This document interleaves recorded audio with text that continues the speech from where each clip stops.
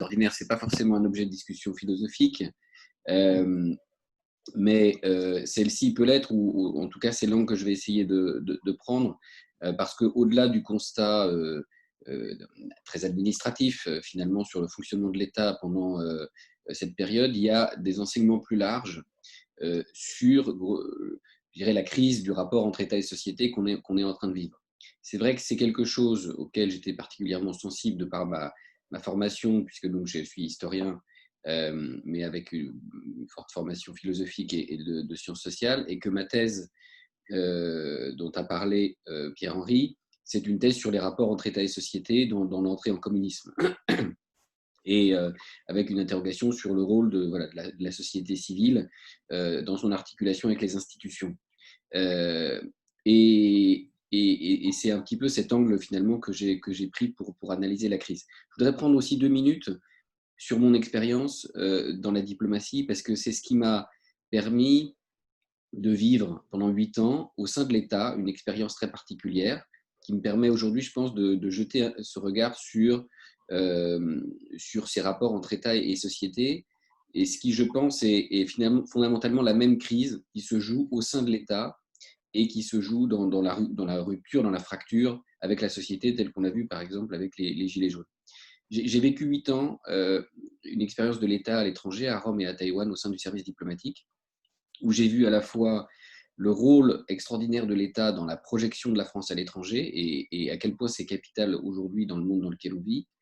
Et j'ai vu en même temps le fonctionnement interne de l'État, et je dirais cette cassure entre État et société qu'on voit, en fait, on la vit à l'intérieur de l'État. C'est-à-dire que nous qui étions sur le terrain en train de travailler, d'agir, nous étions finalement dans un monde assez parallèle avec le monde de nos autorités, de ce qu'on appelait la centrale, qui finalement, de réduction budgétaire et de réforme en réforme, n'était plus capable de faire autre chose que de s'adresser à elle-même. Et donc, je dirais, dans une déconnexion entre nous qui, entre collègues d'ailleurs, on s'organisait en réseau dans les différents postes à l'étranger, où on transmettait de l'information, des idées. Et finalement, quand on allait dans une réunion régionale ou à Paris pour des séminaires, on se mettait dans ce qu'on appelait un mode d'attention oblique, hein, c'est-à-dire qu'on écoutait vaguement ce que nous disaient les gens de la centrale, mais en fait, on savait que tout ça n'avait pas d'importance et je dirais de prise sur le réel et sur notre action. Et ça, c'est quelque chose qui m'a beaucoup frappé dans mes 8 ans, qui m'a rendu un peu dubitatif sur l'état de notre État. Et j'ai gardé ça dans un coin de ma tête. Et ensuite, je suis allé travailler à l'Institut Montaigne comme directeur des études, où je me suis surtout occupé d'Europe et d'international. Et c'est de là que j'ai suivi cette crise euh, qui, pour moi, est un extraordinaire expérience in vivo sur l'État et sur la société. Et l'idée, c'était, au milieu de la crise, d'être capable de mettre tout de suite des points je dirais, des recueils d'informations, des sismographes, enfin, essayer de mettre en place la capture d'informations permettant d'en tirer toutes les conclusions. Et il fallait le faire très vite parce que les souvenirs s'estompent.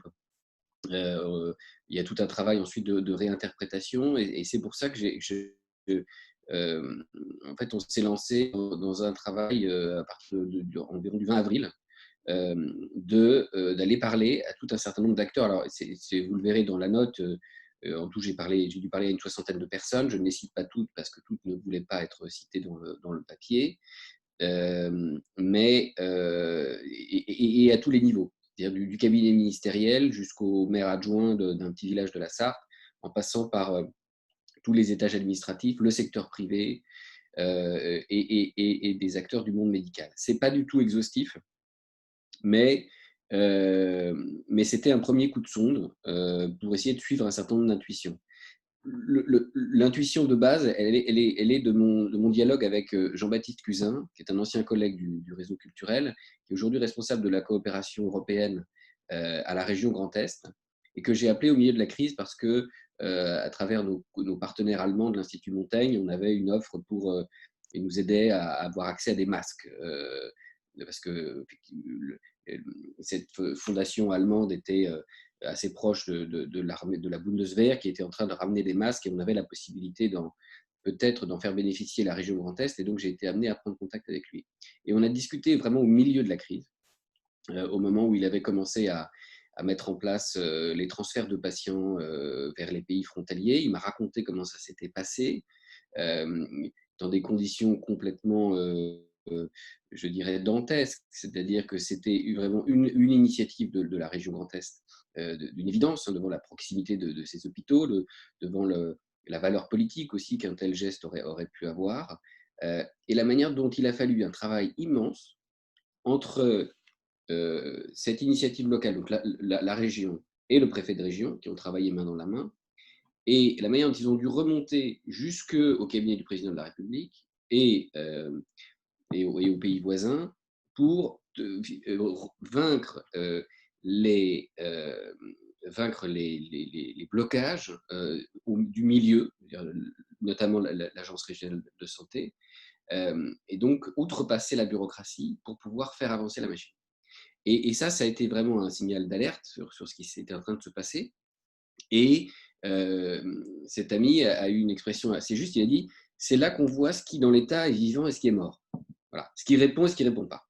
Et donc on était comme dans un examen médical où on fait passer une espèce de liquide coloré à travers nos cellules pour voir un petit peu ce qui est vivant et ce qui est mort. Et du coup, on a eu, je dirais, dans cette crise, une extraordinaire expérience, et il faut très vite en tirer les crises. On a, avec cette note, apporté une première pierre, mais très partielle, et je suis parfaitement d'accord avec Pierre-Henri, ça devrait être notre priorité numéro un, tirer les leçons et non pas se focaliser sur la question des responsabilités, puisque c'est évidemment pas la question, et on le souligne bien dans la note, c'est pas faute, les dysfonctionnements ne viennent pas d'une mauvaise volonté ou d'un défaut de mobilisation de l'État qui a été. L'État s'est mobilisé de manière extrêmement forte, mais cette crise nous permet de voir un petit peu la manière dont il l'a fait, et ce que ça traduit du rapport et de la crise aujourd'hui entre l'État et la société.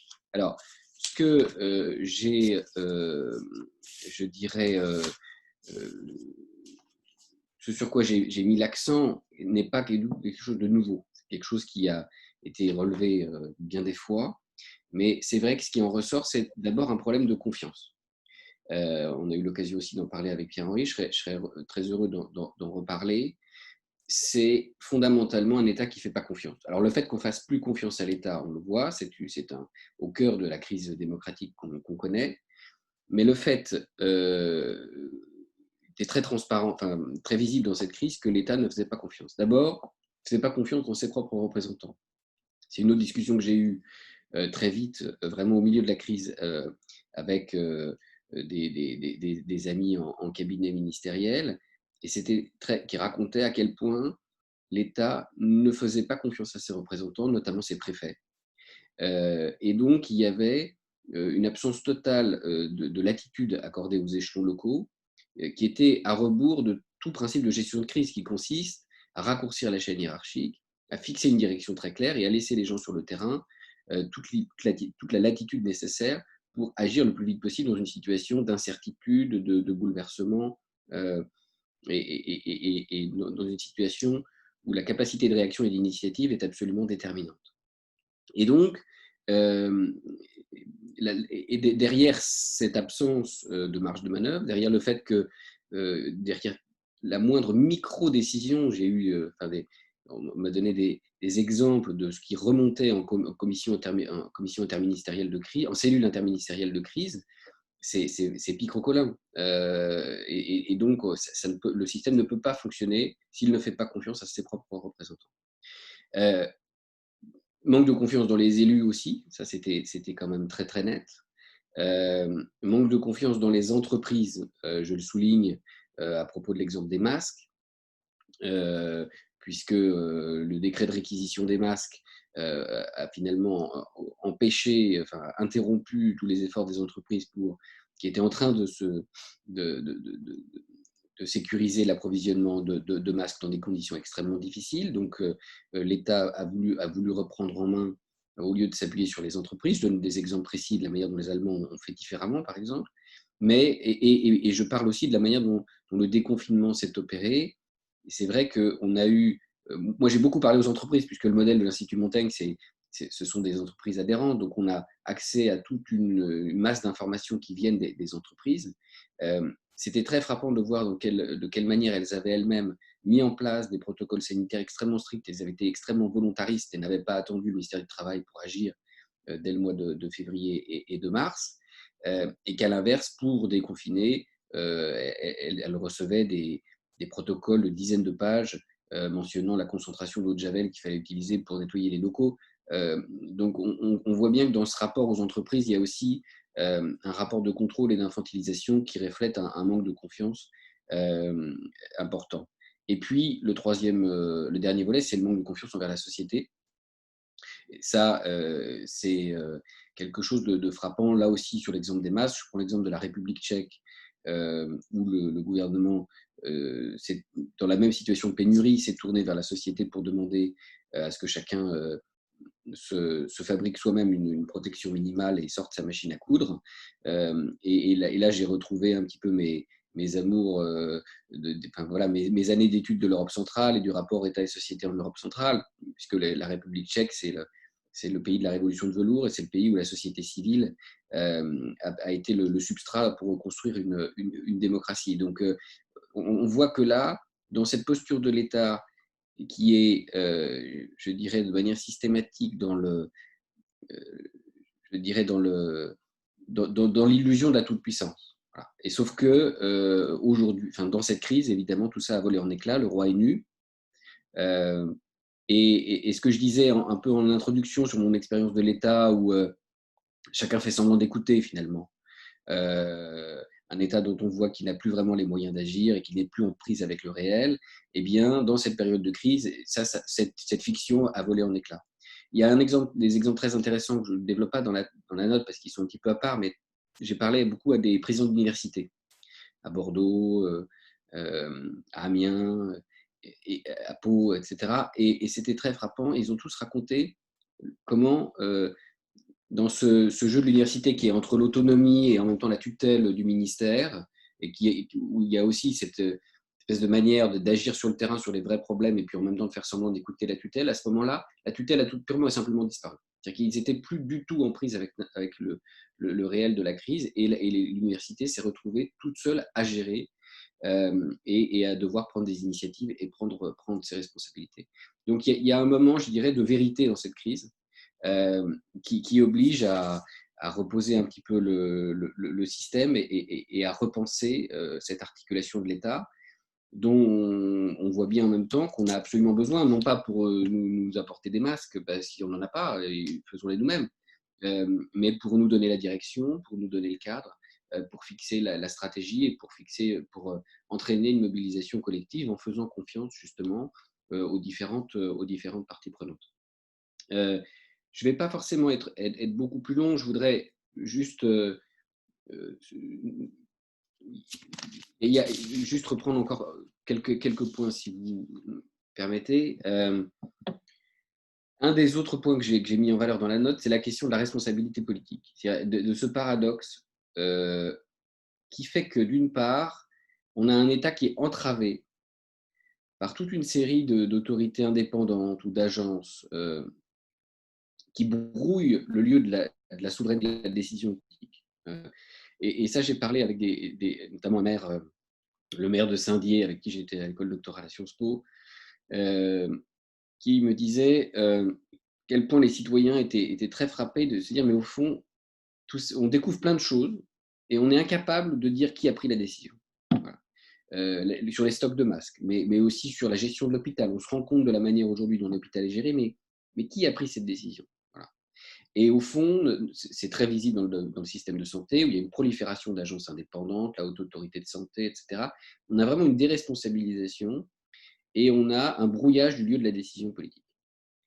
Et inversement, ce qui est très très frappant, c'est qu'on a là où il devrait y avoir une vraie indépendance par rapport aux politiques, là où il devrait y avoir une capacité de dépolitiser, on est toujours dans le jeu politique. Et c'est ça, par exemple, qui explique pourquoi on a été obligé de créer ce conseil scientifique, c'est que on n'a pas eu d'instance capable de s'ériger en contre, pas forcément, je ne veux pas dire en contre-pouvoir, mais en alter ego du pouvoir politique.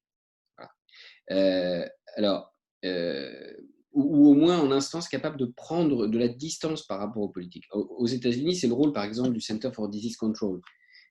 Alors, je ne dis pas que ça a bien fonctionné aux États-Unis, on voit que ça ne l'a pas été, mais enfin, c'est triste pour eux parce qu'ils avaient vraiment tout en place. Et le Center for Disease Control, c'est justement voilà, une instance qui est capable, normalement en temps politique habituel, de mettre le politique à distance en temps de pandémie pour dire, bon, ça, c'est pas politique, c'est pas le gouvernement, c'est nous, autorités sanitaires, qui vous disons qu'il faut porter un masque, rester chez vous, etc. etc. Et tout au début de la crise, on voit qu'il n'y a pas eu dans le... On a beaucoup d'agences indépendantes, on a aussi l'INSERM, on a Pasteur, on a quand même, je dirais, aucune de ces institutions n'a été capable de lancer l'alerte tôt, tenir un discours différent des autorités politiques sur la question des masques, sur la question des tests. Enfin, et on l'a vu un petit peu dans le détail parce que ce sont des institutions qui sont, même si elles sont dans le champ scientifique, prisonnières de jeux de pouvoir, prisonnières de rivalités entre institutions qui, in fine, sont arbitrées par le pouvoir politique. Donc, on a un manque en France, je trouve, hein, je suis assez frappé de ça, euh, d'institutions qui peuvent vraiment prendre du champ et je dirais, dire aux politiques ces vérités tranquillement. Et ça n'a pas été possible. Et ça, je trouve que c'est quelque chose qui doit nous interroger beaucoup. Voilà. Sur ce paradoxe-là. Il y a beaucoup d'autorités indépendantes, mais il n'y a pas vraiment beaucoup d'indépendance, je trouve, in fine, là où il devrait y en avoir. Et puis, le dernier point que j'ai vraiment envie de creuser maintenant, parce que je pense que c'est un nœud, c'est la question de l'information.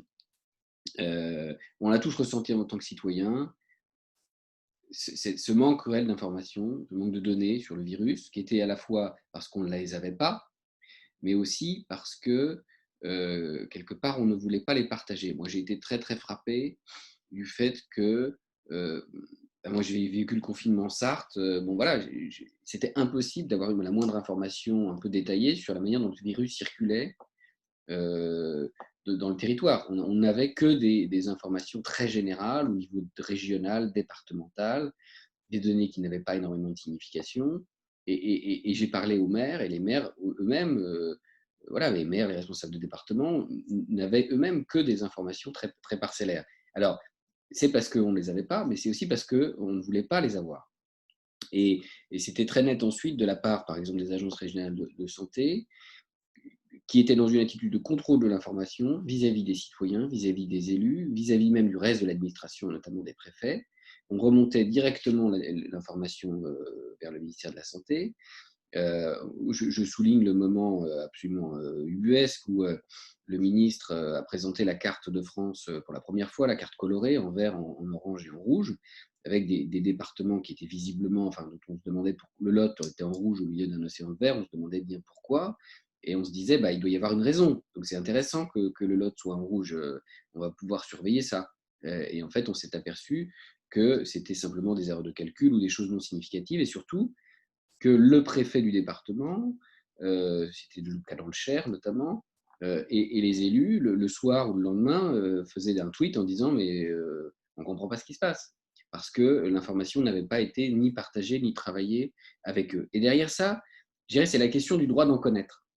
J'ai échangé là-dessus sur Twitter avec quelqu'un qui reste anonyme, qui s'appelle Bob de l'ARS, qui est quelqu'un qui sur Twitter et d'ailleurs très courageusement, parce que c'est quand même pas évident, je dirais défend les ARS de manière très intelligente, très intéressante, et j'ai voulu discuter avec lui, notamment de cette question des données.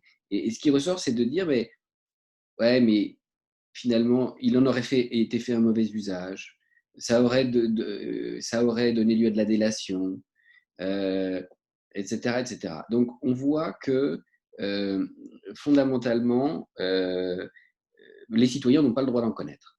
Et ça, je trouve que ça a posé un problème fondamental d'équilibre dans l'État. L'État, c'est à la fois le secret, c'est à la fois la capacité à produire de l'information et à la garder pour l'État lui-même. Et en même temps, c'est un principe de transparence et de publicité. Et dans cet équilibre-là, il y a quelque chose qui ne fonctionne pas bien. Et je pense que c'est une des clés, je vais m'arrêter là, c'est une des clés parce que la question maintenant, c'est comment on fait, comment on construit quelque chose et comment on s'attaque à ce qui est cette espèce d'éléphant énorme qui a du mal à bouger, c'est-à-dire la réforme de l'État dont on parle depuis 20, 30, 40 ans. Comment est-ce qu'on fait pour je dirais, faire bouger les choses concrètement. Et je pense que c'est la question de l'information et des systèmes d'information de l'État. Il y a quelque chose d'absolument essentiel parce que c'est ça qui peut permettre de mettre les gens sur le même niveau, de construire de l'horizontalité et ce sentiment d'action collective qui a manqué pendant la crise. Voilà, je m'arrête là. Je serais ravi de répondre à vos questions. Merci beaucoup, Nicolas. Je trouve que vraiment en très peu de temps, tu dresses un panorama des trois nœuds de notre système qui permet aussi, on en parlera tout à l'heure, d'envisager quelques réponses, c'est-à-dire effectivement la question de la confiance à tous les niveaux, c'est-à-dire des citoyens qui ne font pas confiance à l'État et un État qui ne fait pas confiance aux citoyens. Les deux sont spectaculaires. Et j'allais dire que, je vous donne un tout petit exemple en passant, mais moi, ce qui me frappe beaucoup dans la Convention citoyenne sur le climat, c'est le fait que 150 citoyens tirés au sort ne font absolument pas confiance aux 60 millions de citoyens et considèrent que pour modifier et résoudre le changement climatique, il faut absolument punir ces citoyens pour résoudre le problème du climat. Donc, on a une atmosphère effectivement de crise de confiance extrêmement forte dans notre pays, et même les citoyens eux-mêmes considèrent qu'il faut être assez virulent à l'égard des autres pour résoudre ces problèmes. Le deuxième nœud, donc ça, cette crise de confiance. Le deuxième nœud, c'est, je trouve très très juste dans ton propos, c'est une politique qui fonctionne à contre-temps, qui n'est pas là quand on l'attend, c'est-à-dire une politique qui fait son boulot de politique et qui est là où elle ne devrait pas. Je trouve que ce diagnostic est très profond et on peut l'appliquer à toute une série de domaines et ça c'est tout à fait capital. Et puis troisième élément, la crise d'information, ce qui est paradoxal, c'est-à-dire que nous disposons d'un nombre de données hallucinant, globales, mais des données qui, d'une certaine façon, ne nous servent à rien pour l'action. Et c'est cette information qui est disponible et accessible fait l'objet effectivement d'une rétention entre des services administratifs qui considèrent que c'est leur pouvoir, leur privilège, et qui ne la donnent pas au niveau local à ceux qui pourront faire un bon usage d'une certaine manière. C'est un peu ça ton diagnostic. Alors, je voudrais peut-être donner la parole, j'espère, parce que j'ai vu que Eric avait un problème de connexion. Si Eric est là, je ne sais pas s'il est là, oui, il est là, qui a donc fait aussi un travail sur ta note. Je lui donne la parole pour petite question, et puis ensuite, vous pouvez commencer à poser vos questions par chat pour que Nicolas puisse y répondre. Eric, est-ce que tu es là? Oui. Ah.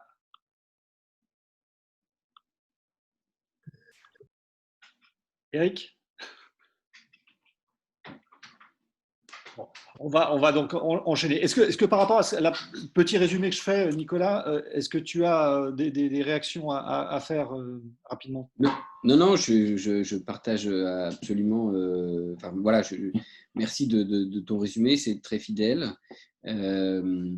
Et bon, pour ne rien vous cacher, je suis en train de réfléchir à la suite, hein, c'est-à-dire qu'est-ce qu'on déroule ensuite comme programme de travail par rapport à ça. C'est vrai que c'est intéressant parce que ça fait 2 ans que je suis arrivé à l'Institut Montaigne et cette question de la réforme de l'État, pour moi, elle était centrale. Évidemment, c'est un cœur de travail comme celui de l'Institut Montaigne. Et en même temps, je suis resté devant absolument paralysé parce que on ne sait pas par quel bout prendre cette chose. Voilà. Et tout le monde a échoué. Et le dernier en date, je suis en train de relire le rapport CAP 22. Bon, voilà. Et du coup, je trouve que là, grâce à cette expérience-là, on peut, je trouve, tenter une expérience et voir si ça peut marcher. Et cette question de l'information, elle est absolument, absolument essentielle. Je l'ai saisie par des petits bouts. Et le dernier bout, on avait un séminaire, un webinaire un peu comme celui-ci avec les adhérents de l'Institut Montaigne, avec Jean Rotner, le président de la région Grand Est. et qui disait, moi, je veux pas du tout plus de pouvoir. La question, c'est pas est-ce qu'il faut, c'est pas le rapport de force avec l'État pour avoir plus de telle ou telle compétence en plus, etc. La question, c'est juste de pouvoir travailler ensemble. Et il parlait de ces réunions où il est avec le préfet et les services de l'État et où les services de l'État voilà, ne disent absolument rien parce qu'il y a un élu dans la salle voilà, et qu'il n'a pas le droit d'en connaître. Et il me dit, voilà, je n'ai pas le droit de savoir que telle entreprise est proche du dépôt de bilan, mais par contre, dans un mois, elle aura fermé ses portes et on viendra me voir parce qu'il y aura un problème et qu'il faudra le régler. Et donc ça, je trouve que c'est absolument fondamental. Et sur la question de comment on organise un vrai travail collectif d'équipe dans les territoires, il faudra à un moment parler de est-ce que le préfet doit être aussi le patron sur la santé, etc. Ou comment on articule les compétences des uns et des autres. Mais je pense que la première chose à faire, c'est de construire un outil d'information commun. Voilà. Et que ça peut être un super levier. Donc c'est un petit peu le chantier, je pense, un des chantiers en tout cas. Il y en a d'autres. Il y a la question du droit, de la construction juridique qui est derrière tout ça. Mais ça, à mon avis, ça pourrait être un beau chantier. Merci. Éric, es-tu là? Oui. Ah. Je vous entends et je ne vous vois plus, mais je vous entends. Je vous entends. Oui. Donc c'est à moi, c'est ça? Vas-y, oui, vas-y. Si vous m'entendez, hein, bien sûr. Oui, on t'entend, c'est bon. Oui, donc j'ai malheureusement pas pu tout capter, puisqu'effectivement j'ai été connecté. En revanche, j'ai lu la note.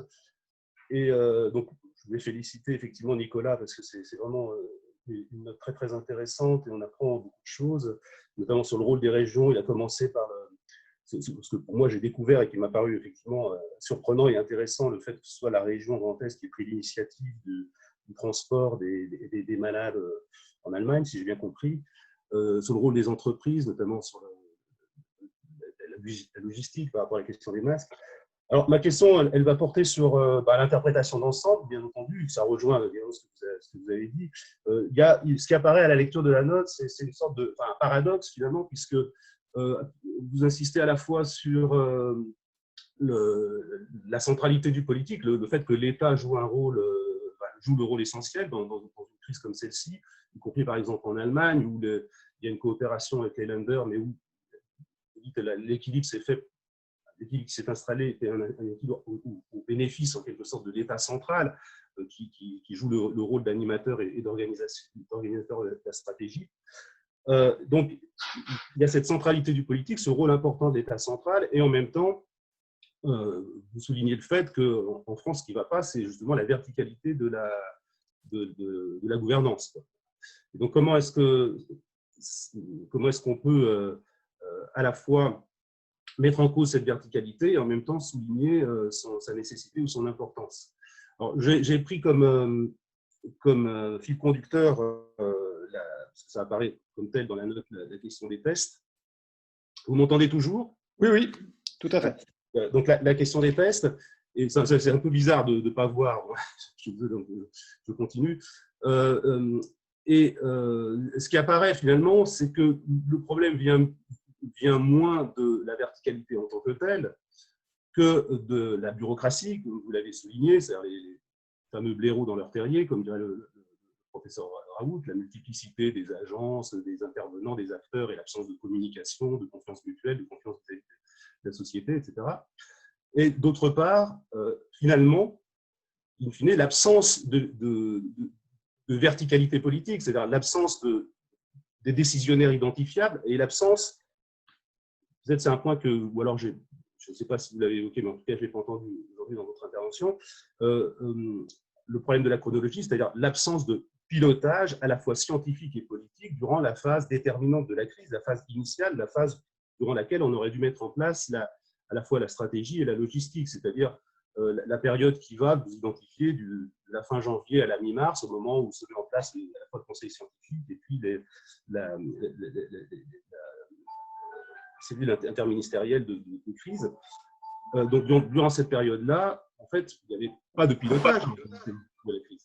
Il n'y a eu aucun pilotage, et ce qui fait que, si ce n'est par la Direction générale de la santé, mais il n'y avait justement ni la compétence scientifique, manifestement, ni la capacité de décision politique qui aurait permis de en particulier, notamment, si on prend la question des tests, qui est évidemment très importante, de mettre en place les conditions d'un dépistage massif.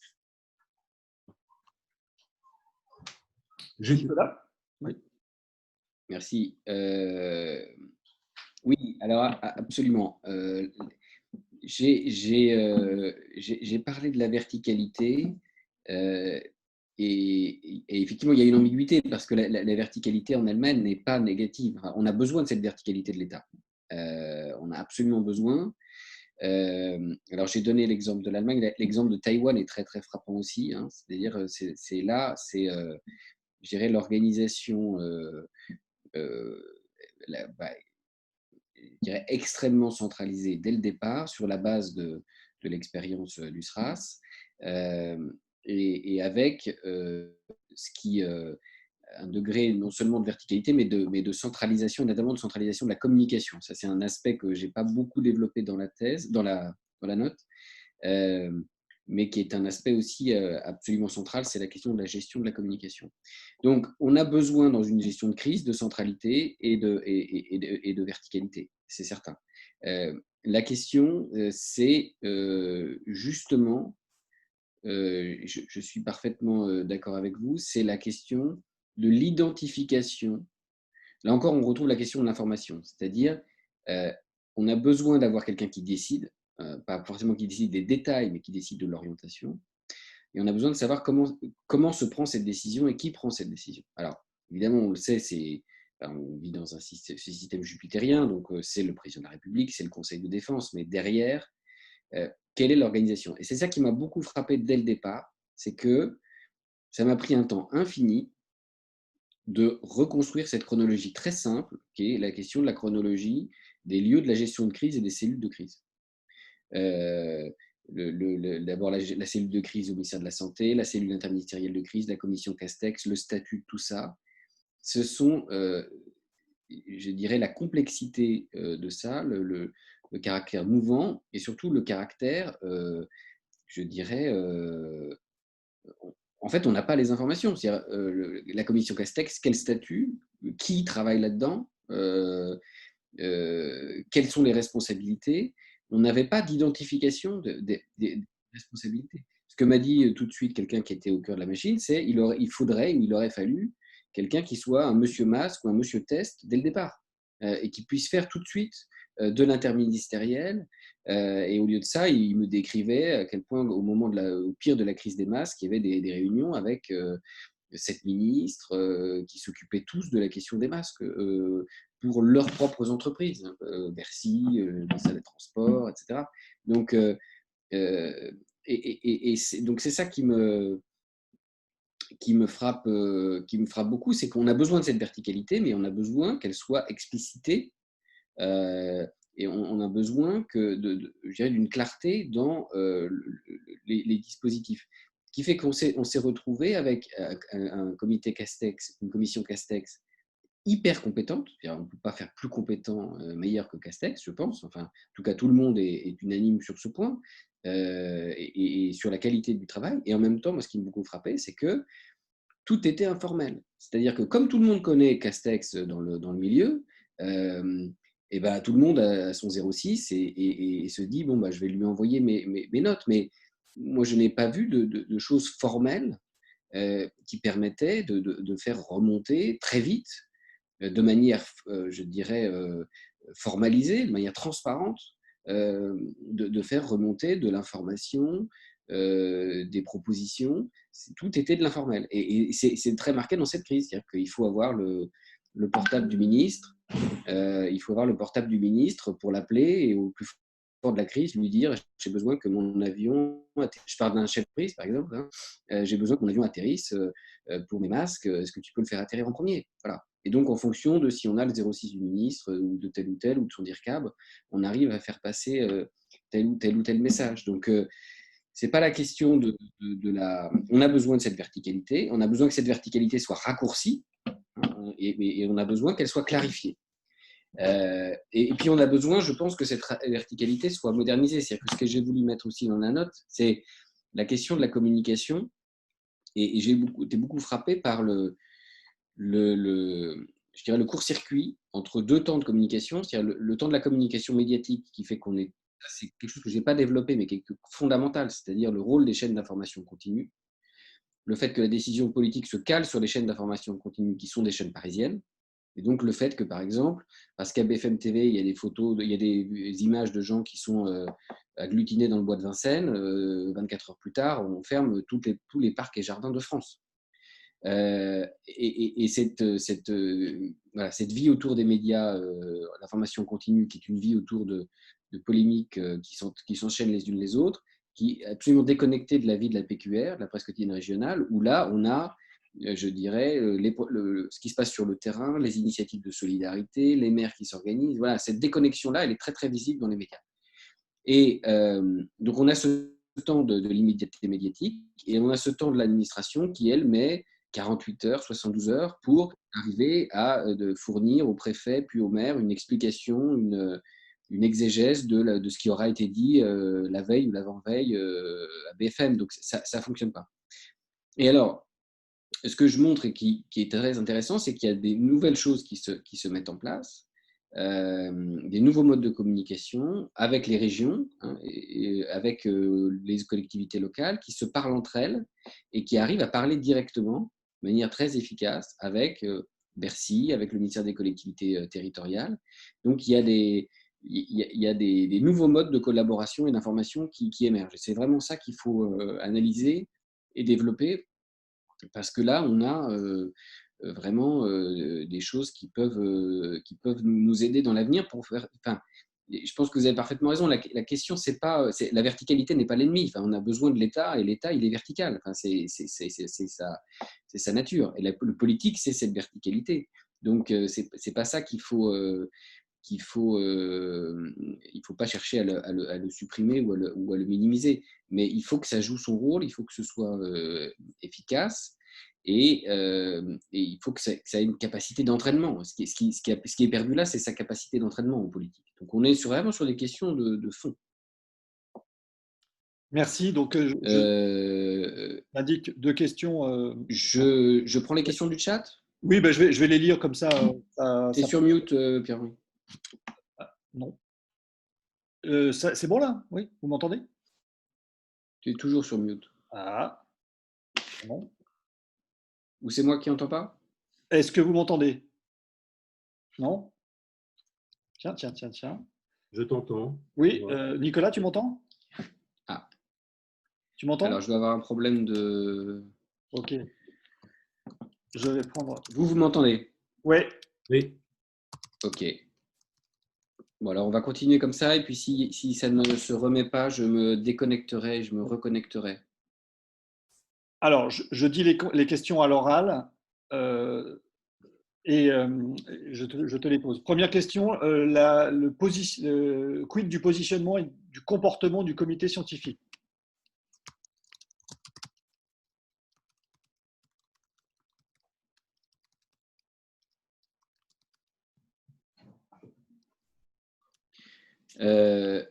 Ok, je suis désolé, j'entends plus. Ok. Je vais répondre aux questions si ça vous convient. Alors, quid du positionnement et du comportement du comité scientifique? Bah, ça fait partie c'est tout le chapitre 2 de la note. Sur la question pourquoi est-ce qu'on a été obligé de créer ce comité ad hoc. Et la lecture que je fais est assez simple, c'est-à-dire que ce que je décris, c'est un pouvoir qui est resté absolument seul face à la crise, et qui a eu besoin à un moment donné de faire monter le médecin sur la scène du pouvoir pour pouvoir prendre, notamment faire le confinement, pour pouvoir se protéger et pour pouvoir continuer à avoir une parole crédible. Donc ça pose une énorme question. Moi, ce qui m'a énormément frappé comme image, hein, je trouve, c'est l'image du Premier ministre en train d'annoncer le maintien des élections municipales avec Delfrécy à ses côtés. Il y avait vraiment dans cette image le symbole du mélange entre je dirais, du manque de clarté entre les rapports entre le politique et le scientifique. Et je le compare à la doctrine du Center for Disease Control qui repose au contraire sur la mise à distance du politique dans la gestion des pandémies, qui était très net. Ce qui s'est passé, alors ce qui ne s'est pas passé cette fois-ci aux États-Unis, mais qui s'est passé au moment du H1N1 avec Barack Obama, où Barack Obama a parlé très peu, 2-3 fois, et a laissé le directeur du Center for Disease Control faire des centaines de conférences de presse pour parler directement aux Américains et gérer cette pandémie. Donc, le conseil scientifique a joué son rôle dans ces conditions, qui étaient très difficiles, mais on voit que voilà, il est venu face à une urgence et il faut maintenant prendre le temps de se dire, et je pense que c'est maintenant qu'il faut le faire, parce qu'on voit bien qu'il y aura peut-être une deuxième vague, les mêmes interrogations continuent. Donc, comment on organise ce dispositif? Est-ce qu'il ne faut pas créer ce qu'il y a dans les pays anglo-saxons, c'était un Chief Medical Officer, qui soit une figure scientifique, qui ne soit pas en charge des questions administratives. On voit que la figure de Jérôme Salomon est une figure extrêmement, indépendamment de sa personne, est une figure très ambiguë, puisque c'est à la fois un chef d'administration, une dimension politique évidente, et en même temps un médecin. Et donc, est-ce qu'il ne faut pas une figure de médecin qui n'ait pas à gérer de l'administratif, mais qui soit dans un rôle de Chief Medical Officer pour donner, je dirais, la direction, faire l'état de la connaissance et avoir tout simplement quelqu'un qu'on écoute et en qui la population a confiance. Ça, je pense que c'est vraiment un chantier qu'il faut reprendre maintenant parce qu'on en a besoin maintenant. Ensuite, la question, effectivement, de travailler en réseau et la difficulté française, moi, je ne suis pas sûr. Je trouve que la société bouge beaucoup. Je pense que quand les conditions sont réunies, les choses se font naturellement. Moi, je l'ai vécu dans plusieurs circonstances professionnelles. Donc, je pense que les gens sont prêts et je pense surtout que la crise a été une accélération de ça. Moi, j'ai été très frappé. Les entreprises ont travaillé en réseau, elles ont tout ce qui était, vous savez, ces espèces d'associations de représentation d'intérêts, des entreprises, des secteurs, des collectivités locales, qui étaient ces choses un petit peu dormantes, tout de suite ont joué un rôle essentiel. Je pense par exemple à la CPU. Quand je vous disais que je parlais avec les présidents d'université, la CPU, tous les réseaux de présidents d'université ont joué un rôle hyper important. Très spontanément, les gens ont partagé de l'information, discuté entre eux, partagé des solutions. Donc, ce travail en réseau, il s'est imposé tout de suite pendant la crise, comme quelque chose de tout à fait naturel. Hein, donc, je crois que si il y avait une attente et la crise a vraiment précipité le fait de travailler de cette manière. Alors oui, bien sûr, la gestion de crise, c'est toujours compliqué. Mais je dois dire que sans faire de l'état bashing, et Dieu sait si ce n'est pas mon penchant naturel, c'était quand même très, très frappant de voir la différence entre l'État et les boîtes. C'est-à-dire que j'ai parlé à une trentaine d'entreprises. Dedans, il y a, je dirais, une quinzaine d'entreprises vraiment significatives, de tailles très différentes, des ETI, des très grands groupes, et même en faisant la part de la reconstruction, du récit, etc., on voit quand même qu'il y a on est quand même sur des... on voit que les réflexes sont quand même là et qui n'ont pas été en place au niveau politique. Il y a tout de suite la question de la cellule de crise, la clarté de la cellule de crise, la question de la communication. C'est-à-dire qu'on voit bien que la communication de crise au niveau gouvernemental n'a pas été pensée. Alors que dans les boîtes, on voit tout de suite, le responsable de la communication est là, la communication interne est pensée, elle est très forte tout de suite, elle est très directe, très factuelle, tout ce qui nous a manqué quand même. Le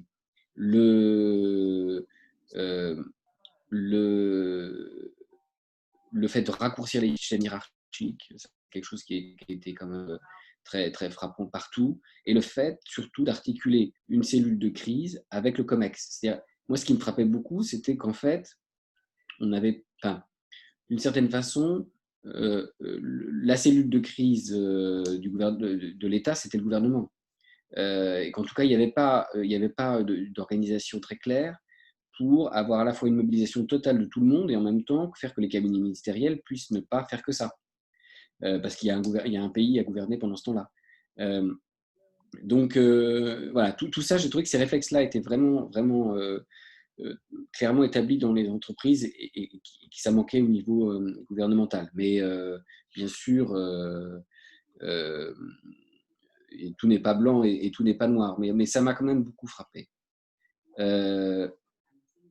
Alors, la relation au sein de l'État entre les administrations centrales, les préfets, les administrations déconcentrées, les agences. Alors, ça, c'est la grande question. Je ne prétends pas avoir du tout fait le tour de la question. Et ce sont des questions complexes où il y a des jeux de balancier. À un moment donné, c'est le préfet de région qui prend la main, puis le préfet de département.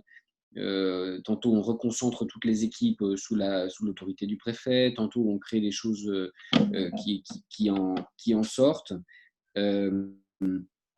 Sur la crise elle-même, c'était vraiment net la question du manque de lien hiérarchique entre le préfet et les agences régionales de santé. Alors, j'ai eu des échanges avec des directeurs d'ARS après la publication de la note, qui n'étaient pas d'accord avec ce diagnostic. Et de fait, ce n'est pas forcément un diagnostic qui s'applique partout. Il y a des endroits où ça a fonctionné. Et il n'y a pas forcément besoin de lien hiérarchique pour que les choses fonctionnent et que les gens travaillent ensemble. Mais le fait est, c'est que quand les gens ne travaillent pas ensemble et qu'il n'y a pas de lien hiérarchique, à ce moment-là, les choses sont bloquées.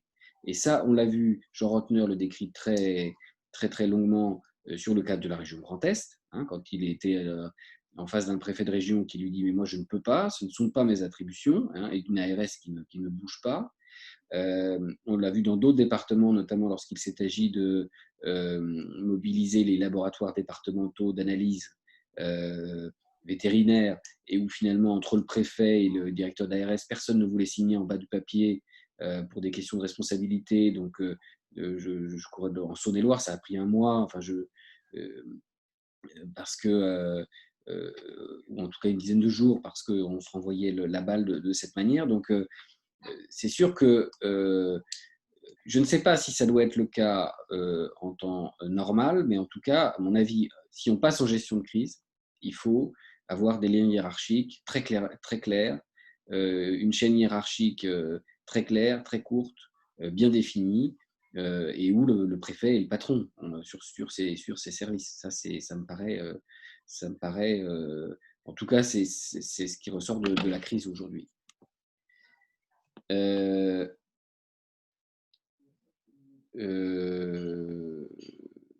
Voilà. Premier nœud de la confiance.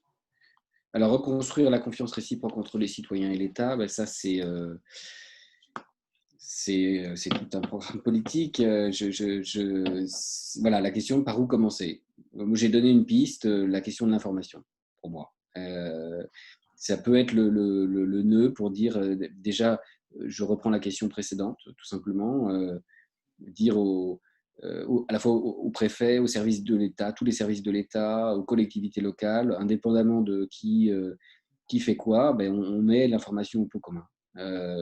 C'est ça qui peut permettre de définir des objectifs, parce que le grand problème aussi, c'est, et là sur les politiques publiques en général, c'est-à-dire comment on les évalue. En général, on ne les évalue pas fondamentalement, ces politiques publiques. Donc, qu'est-ce qu'on se donne comme indicateur, qu'est-ce qu'on se donne comme objectif, quels outils de connaissance on a besoin, de quelles données on a besoin, et puis on élabore un outil commun qui est à la fois un outil de coopération et un outil de communication avec les citoyens.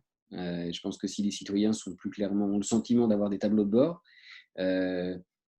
ça sera déjà un point de départ. Moi, ce qui m'a frappé, c'est l'absence de tableau de bord. C'est-à-dire, personne n'avait de tableau de bord dans cette crise. Ou alors extrêmement rudimentaire, chercher les informations, avec des informations tellement peu pertinentes. Donc, l'enjeu, c'est d'avoir un tableau de bord et de le partager. Voilà, ça me paraît la première chose. Et ensuite de ça, à mon avis, naîtra tout simplement des réflexes de coopération et un réflexe de penser que le citoyen est en droit de connaître, sauf quand effectivement il n'a pas le droit d'en connaître pour des raisons très précises. le cas général, c'est que l'élu ou le citoyen doit avoir le droit d'en connaître. Ça m'ennuie de terminer sans avoir le son. Je me déconnecte et je me reconnecte tout de suite. Hein. Ouais. Ce qui est important, je trouve, dans l'analyse que propose Nicolas, c'est vraiment le fait de montrer que bon, le système sanitaire et politique a tenu pendant cette crise.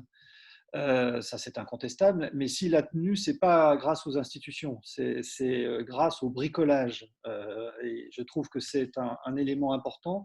Et c'est ça qui rend aussi la gestion de la crise complexe et l'analyse de la crise complexe, parce que ce bricolage n'a pas été formalisé, c'est-à-dire que voilà, on n'arrive pas vraiment à savoir ce qui se passe d'un point de vue extérieur à ceux qui ont bricolé. La commission de Castex est un élément important. C'était effectivement, c'est passé uniquement par de l'informel. Et cet informel n'a pas permis à la.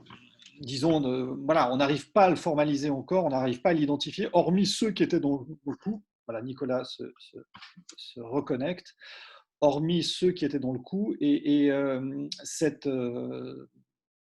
dimension-là a été effectivement trop peu identifié. Donc c'est pour ça que cette crise est difficile à interpréter, parce qu'il faudrait effectivement des entretiens très, très précis avec les personnes qui l'ont géré. Et c'est ça que devraient faire vraiment les commissions parlementaires. C'est pour ça que, encore une fois, je le dis de manière un peu atterrée, je trouvais le propos de Raoult intéressant sur bien des points quand il a été auditionné, mais la manière dont les questions ont été posées était sidérante. C'était vraiment sidérant. Il n'y avait aucune précision, aucune rigueur, et on était vraiment dans un… Voilà, c'est pas du tout ça. C'est pas un colloque, c'est pas une commission parlementaire. On doit vraiment regarder les choses de très près, poser des questions précises, demander des réponses précises aux questions qui ont été posées, et pas du tout autre chose. Et Nicolas, est-ce que alors je te vois pas est-ce que tu es arrivé? Oui, oui, c'est bon, je suis arrivé, j'ai le son, j'ai l'image. Voilà, super. Voilà, donc il nous reste 5 minutes. On va reprendre Merci pour ton exposé en aveugle, hein, c'était parfait. Peut-être les deux dernières questions. Donc la question de Thérèse sur la confiance, qui se dit cela signifie d'abord comprendre, enfin c'est plutôt une remarque, et trier parmi les informations et les réponses à apporter, donc développer des systèmes d'éducation de manière à permettre à chacun de faire ses choix avec capacité. Je pense que tu seras d'accord avec cette idée. Et une question peut-être la dernière avant ta conclusion, d'Éric. Pour revenir sur la question du conseil scientifique, il y a deux écoles. Le pilotage par une autorité scientifique indépendante, Corée, Suède. Le pilotage politique, conseil scientifique ad hoc sans indépendance véritable. L'inconvénient du pilotage intégralement politique est que toute la responsabilité retombe sur le politique, mais une autorité scientifique véritablement indépendante, est-ce dans la culture politique française? Je pense que c'est une autorité politique. Je pense que le fait d'avoir une autorité scientifique indépendante ne signifie pas forcément la mettre aux manettes. Mais au moins avoir des interlocuteurs qui, je dirais, en qui on peut avoir confiance et par rapport auxquels on peut se positionner. Moi, j'ai trouvé qu'ensuite, le fait que le président de la République prenne ses responsabilités, décide de déconfiner le 11 mai, malgré ce que disait le Conseil scientifique, était très sain. Donc, moi, je trouve que l'un dans l'autre, j'ai lu du coup intégralement tous les avis du Conseil scientifique. On peut penser ce qu'on veut. Je trouve il y avait beaucoup d'éléments d'explication, il y avait beaucoup d'éléments intéressants et il y avait des éléments aussi d'indépendance. Je trouve que si vous les relisez, quand le conseil scientifique demande à chaque fois qu'il y a un pilotage de la crise, un pilotage qui inclut les acteurs territoriaux et la société civile, il fait le bon diagnostic, il n'est pas écouté, mais ça ne l'empêche pas de le dire clairement. Donc, moi, je pense que c'est plutôt ça. Hein. C'est pas du tout de mettre les scientifiques aux manettes, parce que sur des décisions qui engagent la vie de la nation, c'est pas du tout ça.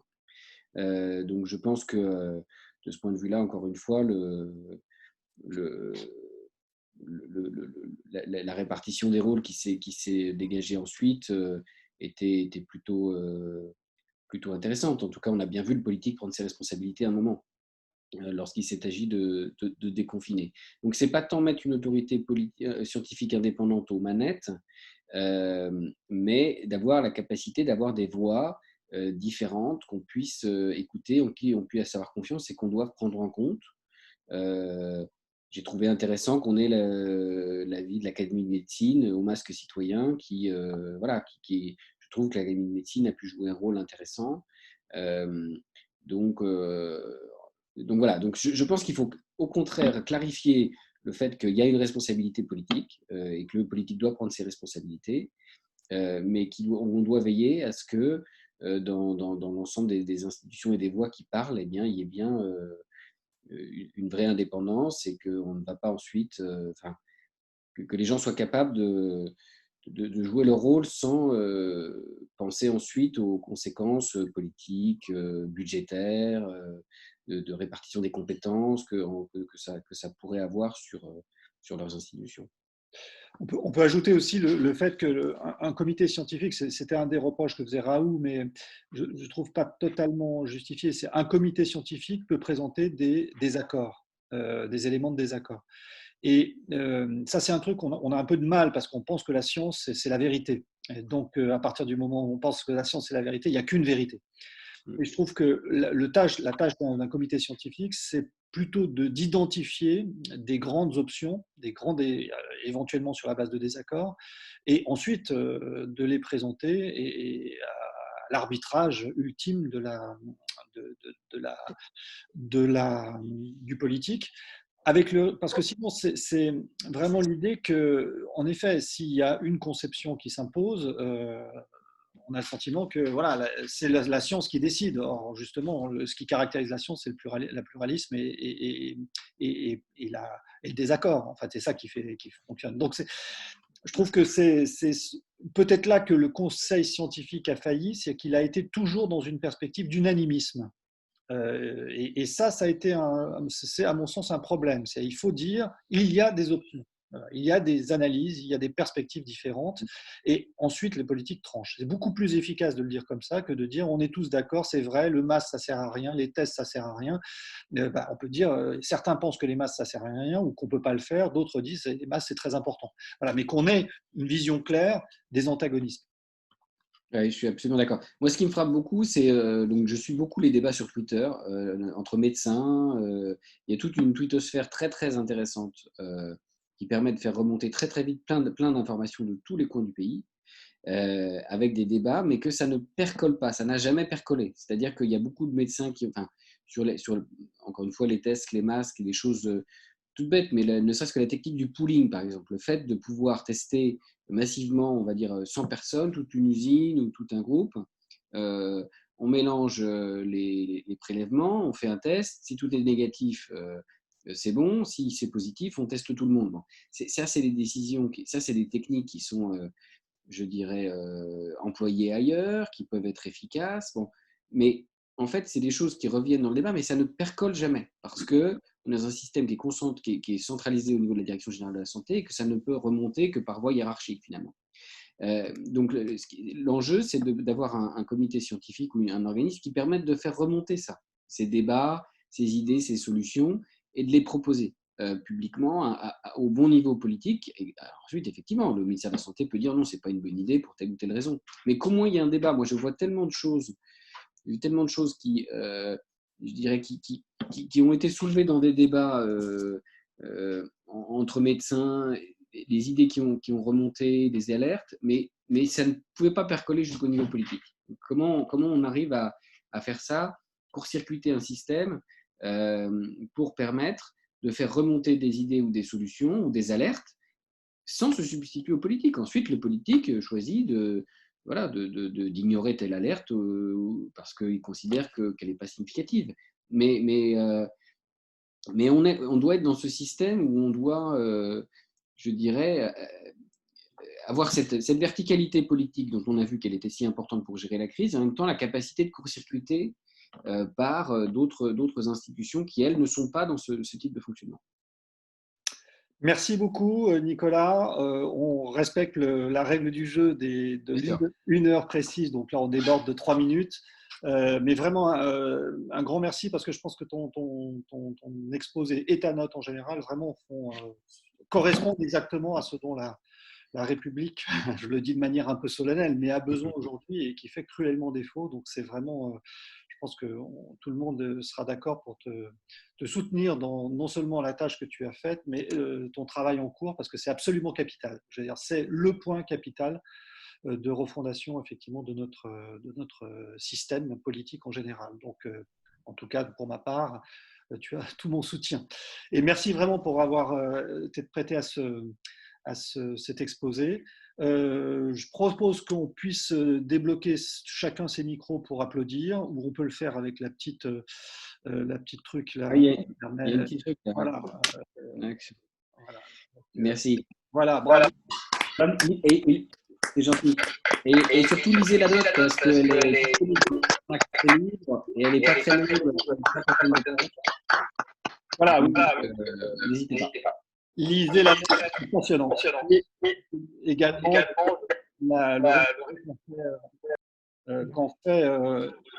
voilà, qu'en fait Eric dans son site Débat utile. Mais la note est vraiment très intéressante parce que le détail est important. C'est vraiment ça qui est capital. Le détail et les exemples donnés sont tout à fait passionnants. Merci à vous tous. Merci à Nicolas, encore une fois. Eric, merci à toi aussi de prêter au jeu. Et voilà, donc bah, écoutez, a priori, on interrompt pour cette saison le collège de philosophie virtuelle. On reviendra avec des collèges de philosophie virtuelle parce que c'est un format qui est léger et intéressant. Et puis aussi, malgré tout, en présentiel pour se revoir et quand même s'échanger, j'allais dire physiquement. Il faut faire attention dans ce type d'expression désormais, mais en tout cas pour se retrouver dans les amphis de la Sorbonne avec plaisir. Merci à vous, bon été, merci Nicolas et à bientôt.